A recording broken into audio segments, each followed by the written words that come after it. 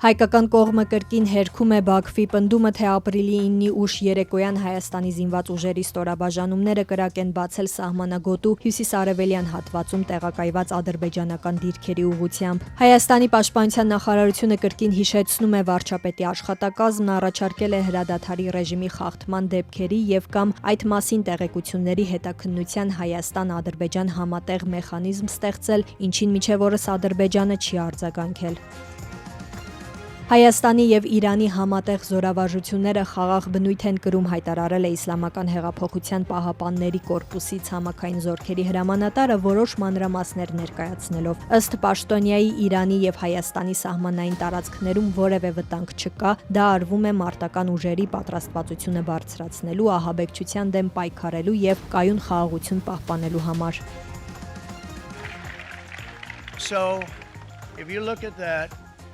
China, first row, China. Միացյալ Նահանգների նախագահը հայտարարել է, որ Չինաստանից ներկրվող ապրանքների համար մաքսատուրքը բարձրացնում է մինչև 125%, այն բանից հետո, երբ Չինաստանը հայտարարեց, որ ի պատասխան Միացյալ Նահանգների ավելի վաղ սահմանած 104% մաքսատուրքերի իր հերթին 84% մաքսատուրք կսահմանի ամերիկյան ապրանքների համար։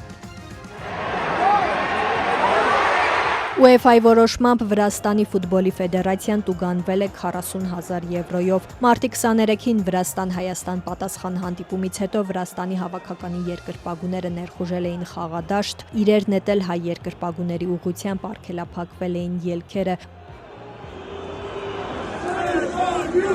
Որոշման մեջ նշվում է, որ վրացի երկրպագուները հանդիպման օգտագործել էին լազերային լույսեր։ Վրաստանի հավաքականը մեկ տնային հանդիպում կանցկացնի առանց երկրպագուների։ UEFA-ի որոշումը ներառում է նաև 2 տարի փորձաշրջան։ Եթե 2 տարվա ընթացքում կրկնվեն նմանատիպ խախտումները, ապա Վրաստանի ազգային հավաքականն իր հաջորդ հանդիպումը կրկին կանցկացնի առանց երկրպագուների։